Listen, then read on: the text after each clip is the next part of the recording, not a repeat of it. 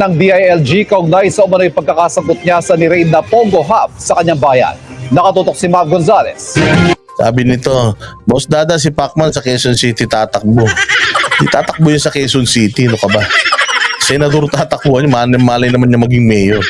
Saka hindi yan taga Quezon City, taga Forbes Park yan sa Makati. Paano tatakbo yun sa Quezon City? Mukhang ordinaryong opisina sa unang tingin. Pero nang salakayin ng mga otoridad noong March 13, nadiskubre ang samot-saring gamit na para umano sa iba't ibang uri ng scam sa compound ng Zunyuan Technology Incorporated sa Bamban, Tarlac.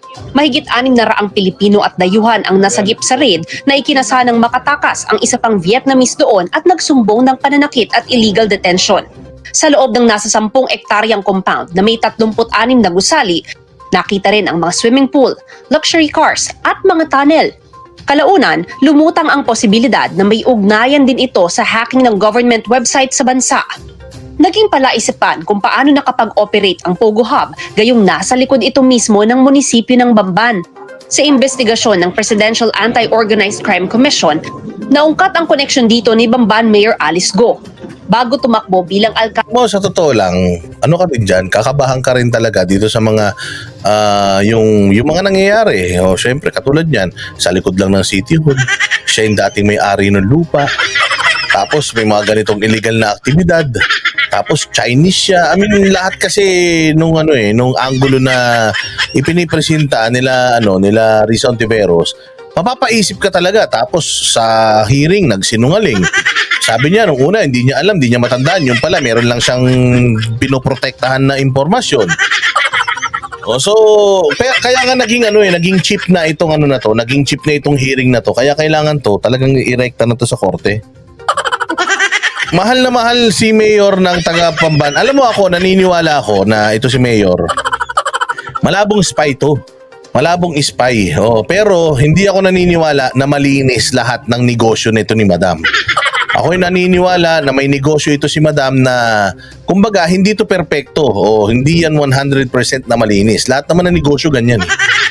So naniniwala ako na involved ito si Madam sa negosyo na alam mo na hindi masyadong malinis.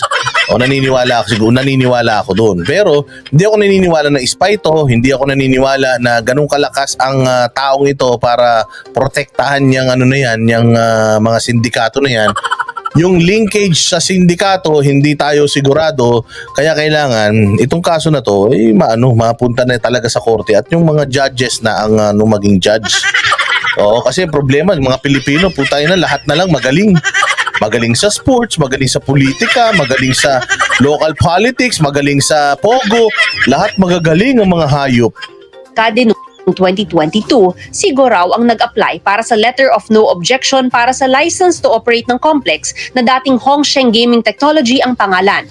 Ang Hongsheng Gaming Technology ni-raid din noong February 2023. Lumabas ding naging tamang hinala lang tayo, pero ito nga ang punto. Sabi ko nga, Pogo as is, dapat matanggal na yan sa Pilipinas. So kung ito si Mayor Go may nilabag na batas, maganda masampahan na to sa korte para may pagtanggal niya yung sarili niya ng tama. Kasi nga dyan sa Senado, hindi siya sa Senado hindi siya makapagsalita ng gusto niya sabihin kasi limitado. So tama yan sa korte na lang para magkaroon ng chance si Alice Go at matapos na tong hayop na problema na to. At yan si Rizal Ontiveros manahimik na. Corporator si Go ng Baofu Land Development Incorporated ang may-ari ng lupang kinatatayuan ng ni-raid na Pogo. Nitong May 24, inireklamo ng DILG si Go ng graft o katiwalian sa ombudsman dahil sa pagbibigay ni Go ng business permit sa Hongsheng kahit kulang ang requirements at expired na lisensya mula sa PAGCOR. Ayon kay DILG, yun, katulad nun, that's yan ay isa sa hindi paglaba, ay hindi pagtalima sa batas.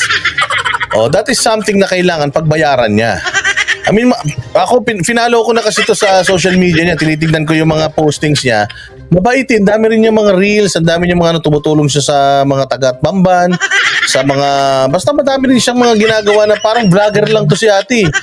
Pagising sa umaga, hi, hello, good morning, kakain na ako, lalabas kami ni Aso, ayan, ito, pupunta na kami sa munisipyo, magkakasal ako ngayon, yung parang usual na tao, normal na tao lang siya O kaya hindi ako naniniwala na ito ay espiya. Diyos ko, sanggol pa, nandito na yan.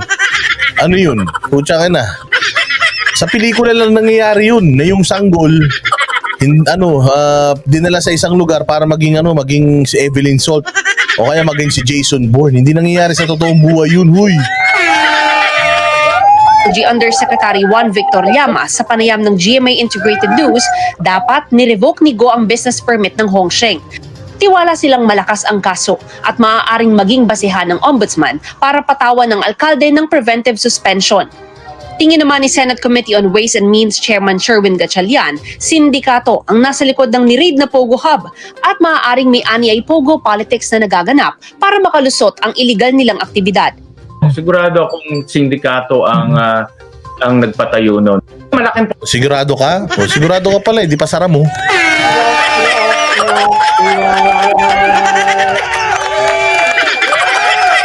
Sigurado ka pala eh. Ba't di mo pa pasara?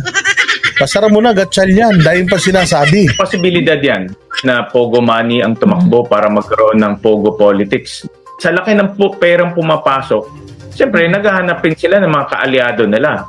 Sabi nila kung ang pinakamaganda siguro ay maglagay na tayo ng tao sa gobyerno, sir. Gobyerno para maproteksyonan tayo. So, sa isip mo lang yan.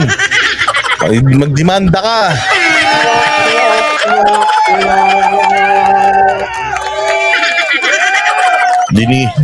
Dinidinig mo pa lang, meron ka ng ano.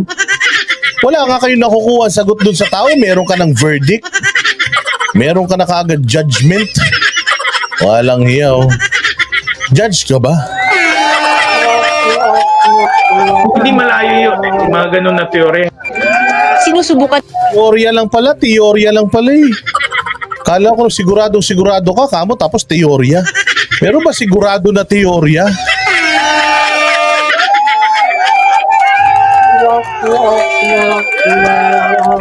pa naming makuhaan ng panig si Go, pero dati na niyang itinangging sangkot siya sa operasyon ng Pogo Hub. Bagamat umami noon na dati siyang incorporator ng Baofu, nag-divest na raw siya dito bago pa tumakbo mayor noong 2022. Para sa GMA Integrated News, Mav Gonzalez, nakatutok. Ayan, so at least kinasuhan na. O di tingnan natin kung mapatanggal yan. Okay lang, palagay ko okay lang naman kay Mayor Go na matanggal siya as mayor dahil putya. Kumbaga baka yung mayor, pagiging mayor, libangan na lang yan, ang daming pera niyan. Mantakin mo, bilyon yata ang worth ng babae na yan, walang asawa.